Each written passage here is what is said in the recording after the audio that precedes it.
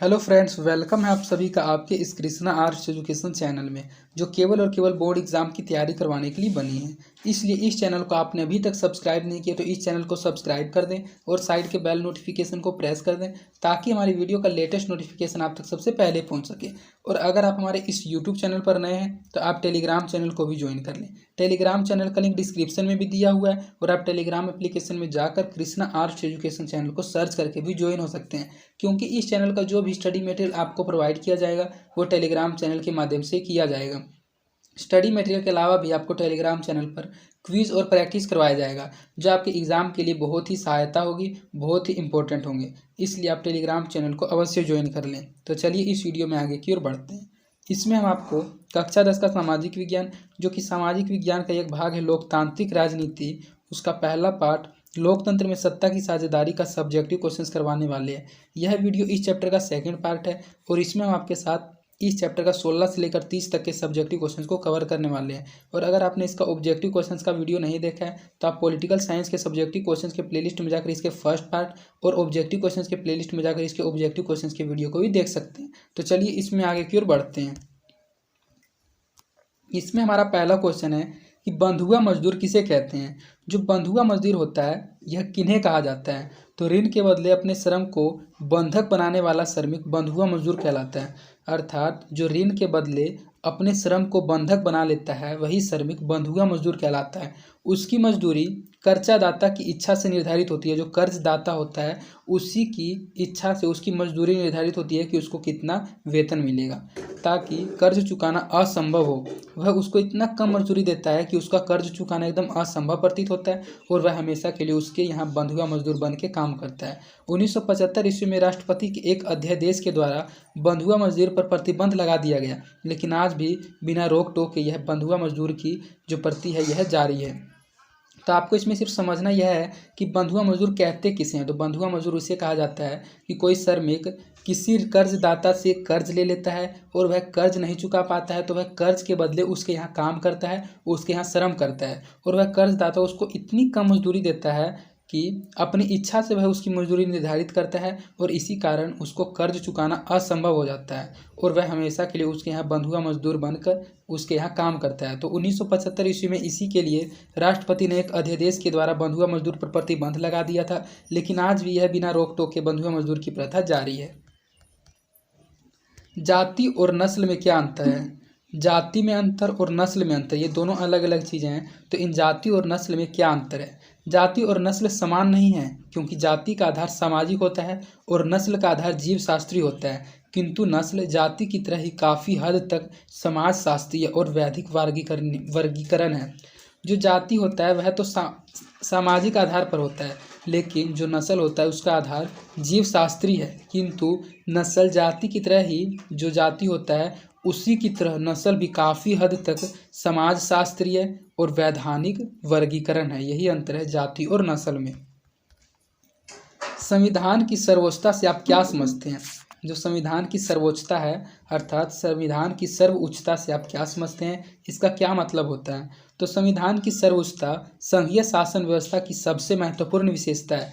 जो संघीय शासन व्यवस्था होती है, इस शासन व्यवस्था की सबसे जो महत्वपूर्ण विशेषता है वह संविधान की सर्वोच्चता ही है। इसका आशय यह है कि संविधान लिखित, निश्चित तथा स्पष्ट हो। जो संविधान की सर्वोच्चता है इसका मतलब यह है कि जो संविधान हो, जो नियम हो, जो कानून हो वह लिखित हो, निश्चित हो तथा स्पष्ट हो। संविधान राज्य की सर्वोच्च विधि है जिसका उल्लंघन नहीं किया जा सकता है। केंद्र और इकाइयों के बीच शक्तियों का विभाजन संविधान के द्वारा ही किया जाता है। जो संविधान होता है, जो कानून होता है, उसी के द्वारा केंद्र और इकाइयों के बीच भी शक्तियों का विभाजन किया जाता है। तो संविधान की सर्वोच्चता के आप समझ गए होंगे।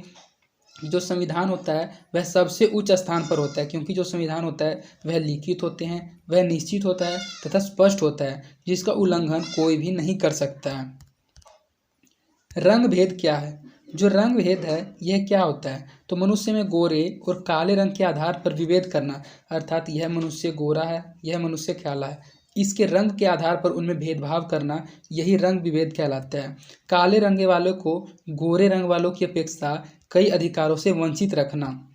जब दक्षिण अफ्रीका में काले रंग वाले लोगों को गोरे वाले रंगों से बहुत ही वंचित रखा जाता था, उनको बहुत सारी अधिकारें, बहुत सारी सुविधाएं प्राप्त नहीं कर दी जाती थी, उससे ही रंग भेद कहा जाता है। तो रंग भेद में आपको सिर्फ इतना समझना है कि रंग भेद में जो मनुष्य गोरा और काला होता है तो गोरे को उच्च समझा जाता है, श्रेष्ठ समझा जाता था, और काले लोगों को कई जगह अधिकारों से वंचित रखा जाता है। तो यही होता है रंग भेद में विभेद करना। सत्ता का विभाजन क्यों आवश्यक है? जो सत्ता का विभाजन होता है, यह सत्ता का विभाजन आवश्यक क्यों है? तो सत्ता का विभाजन इसलिए आवश्यक है क्योंकि इससे लोकतंत्र में प्रत्येक व्यक्ति को हिस्सेदारी मिलती है, सभी समूह संतुष्टि महसूस करते हैं और विद्रोह की संभावना कम हो जाती है। सत्ता का विभाजन इसीलिए आवश्यक है क्योंकि इससे जो लोकतंत्र में प्रत्येक व्यक्ति को हिस्सेदारी मिलती है, प्रत्येक व्यक्ति प्रतिनिधित्व कर पाता है, सभी समूह संतुष्टि महसूस करते हैं। जितना भी समूह होता है सत्ता में, वे सभी के सभी समूह संतुष्टि महसूस कर पाते हैं सत्ता के विभाजन के कारण, और विद्रोह की संभावना भी कम हो जाती है। इसीलिए सत्ता का विभाजन करना अति आवश्यक है। जातिवाद की समस्या क्या है? जो जातिवाद है, इस जातिवाद की समस्या क्या है? तो जातिवाद भारत की एक मुख्य सामाजिक समस्या माना जाता है। जाति व्यवस्था से इस समाज में ऊंच नीच की भावना पैदा हुई है। जो जाति व्यवस्था है, इसी जाति व्यवस्था से समाज में ऊंच नीच, अर्थात यह व्यक्ति ऊंचा है, ऊंचे दर्जा का है, और यह व्यक्ति नीचे दर्जा का है, इस प्रकार की विचारधारा जाति व्यवस्था से ही समाज में पैदा हुई है। कर्म के आधार पर विकसित जाति व्यवस्था जन्म के आधार को गले लगा ली, जिसका समाज पर बुरा प्रभाव पड़ा। आज जातिवाद केवल सामाजिक समस्या ही नहीं, राजनीतिक समस्या भी बन गई है, क्योंकि जाति और राजनीति दोनों एक दूसरे को प्रभावित करने लगी है। रजनी कटोरी ने इस संबंध में अपना विचार व्यक्त करते हुए सही कहा है कि आज हम जाति विहीन राजनीति की कल्पना नहीं कर सकते। उनका कहना सही है कि राजनीति में जातीयता का प्रभाव हो गया है कि बेटी और वोट अपनी जाति के दो प्रचलन को दिया गया है।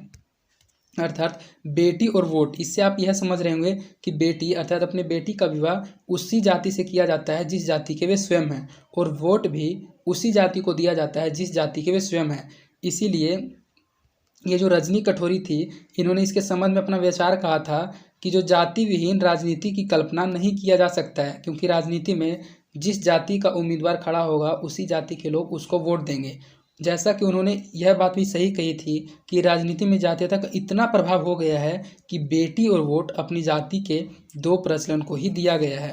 तो यही जातिवाद की समस्या है। जातिवाद की समस्या के कारण ही समाज में ऊंच नीच की भावना भी पैदा हुई है। परिवारवाद क्या है? जिससे पहले कि आपने इससे पहले क्वेश्चन में पढ़ा जातिवाद, तो जातिवाद से रिलेटेड ही परिवारवाद है। तो यह परिवारवाद क्या है? तो अधिकांश राजनीतिक दल एवं उसके नेता अपने ही परिवार एवं सगे संबंधियों को राजनीति में लाने के लिए चुनाव के अवसर पर उम्मीदवार बनाते हैं। यही राजनीति में परिवारवाद है। हाल के दशकों में यह परंपरा बनी कि जिस प्रतिनिधित्व के निधन या इस्तीफे के कारण कोई सीट खाली हुई, उसके किसी परिजन को चुनाव के लिए टिकट दे दिया जाए, यही परिवारवाद कहलाता है। तो परिवारवाद अगर हम आपको साधारण भाषा में बताएं तो जब कोई व्यक्ति राजनीतिक में नेता बना हुआ है और वह अपने सगे संबंधियों को ही चुनाव के अवसर पर उम्मीदवार बनाता है, वही परिवारवाद कहलाता है। अर्थात जब एक नेता बन जाता है तो वह अपने परिवार के व्यक्तियों को ही अच्छे अच्छे पदों पर खड़ा करता है, वही परिवारवाद कहलाती है। यह राजनीति में परिवारवाद है। हाल ही दशकों में यह परंपरा भी बनी है कि जो जनप्रतिनिधित्व है उसका निधन हो जाए या फिर वह इस्तीफा दे दे या किसी भी कारण उसके परिवार का कोई सीट खाली रह जाए तो उसके किसी परिजन को ही चुनाव का टिकट दे दिया जाता है। यही परिवारवाद होता है। सामाजिक विभेदों का सबसे बुरा परिणाम क्या होता है? जो सामाजिक विभेद होता है अर्थात समाज में अगर भेद करते हैं तो इसका सबसे बुरा परिणाम क्या होता है? तो इसका सबसे बुरा परिणाम है देश के विखंडन का प्रारंभ हो जाना। यूगोस्लाविया का इसके सबसे बड़ा उदाहरण है। जो यूगोस्लाविया एक देश है, इसका सबसे बड़ा उदाहरण है, क्योंकि वहाँ सामाजिक विभेद के कारण ही पूरा देश विखंडित हो गया है। तो इसका सबसे बुरा परिणाम यह है कि देश का विखंडन प्रारंभ हो जाना, अर्थात इससे देश विखंडित हो सकता है, देश खंडित हो सकता है। और यूगोस्लाविया देश इसका सबसे बड़ा उदाहरण है सामाजिक विभेदों का। नस्लवाद क्या है? जैसा कि आपने पढ़ा जातिवाद, परिवारवाद, उसी प्रकार नस्लवाद भी होता है। तो आपको जातिवाद समझ गए होंगे, नस्लवाद समझ गए होंगे। नस्लवाद आप इसमें समझिएगा और परिवारवाद समझ गए होंगे। तो नस्लवाद क्या है? तो जब किसी देश में नागरिकों के बीच नस्लों के आधार पर भेदभाव हो तो उसे नस्लवाद कहते हैं। जैसे दक्षिण अफ्रीका में श्वेत और अश्वेतों के बीच भेदभाव, तो यह नस्लवाद गोरे और काले रंग वाला ही भेदभाव है। क्योंकि दक्षिण अफ्रीका में हमने आपको बताया था, दक्षिण अफ्रीका में गोरे लोगों में अर्थात श्वेत लोगों में और अश्वेतों में अर्थात काले लोगों के बीच भेदभाव किया जाता था।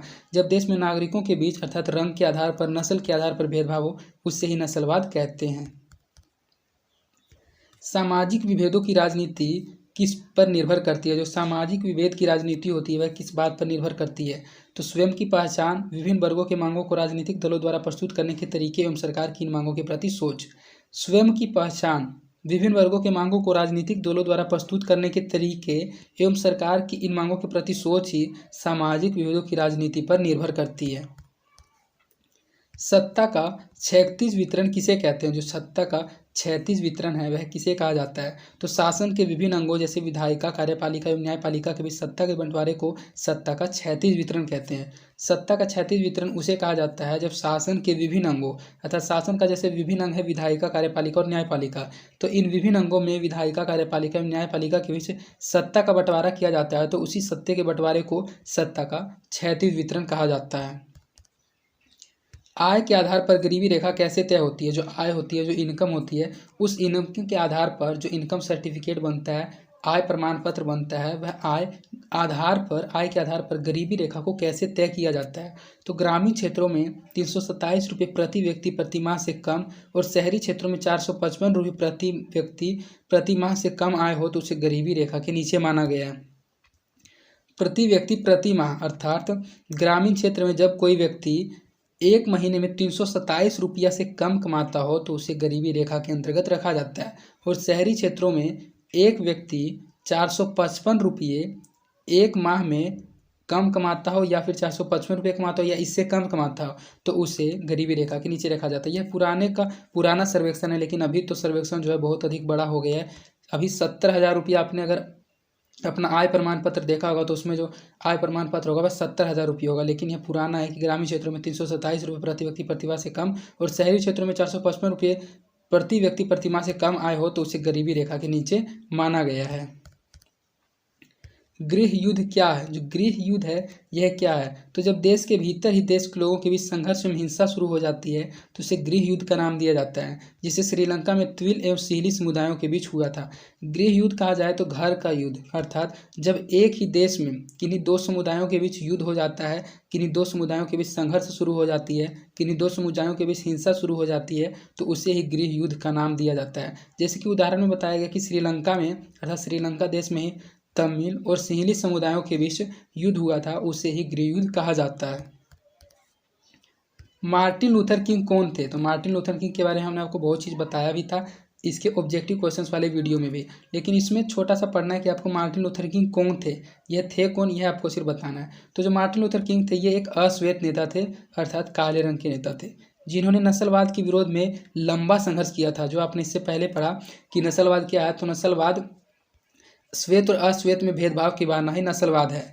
तो जो मार्टिन लूथर किंग थे ये एक अश्वेत नेता थे जिन्होंने नस्लवाद के विरोध में लंबा संघर्ष किया था और बाद में इनकी हत्या हो गई थी।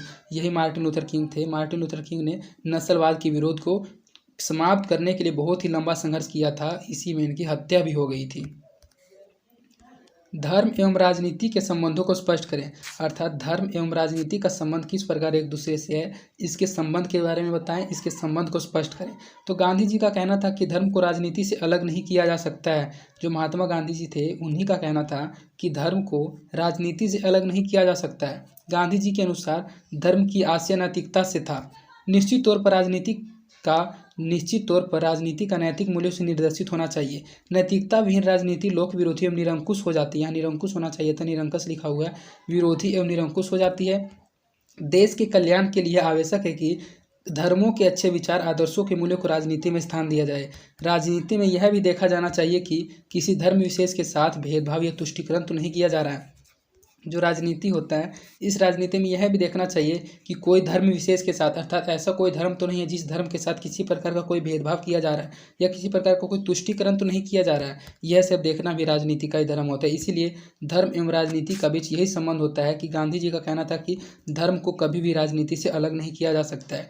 गांधी जी के अनुसार धर्म की आशय नैतिकता से थी, क्योंकि देश के कल्याण के लिए आवश्यक था कि धर्मों के अच्छे विचार, आदर्शों एवं मूल्यों को राजनीति में स्थान दिया जाए।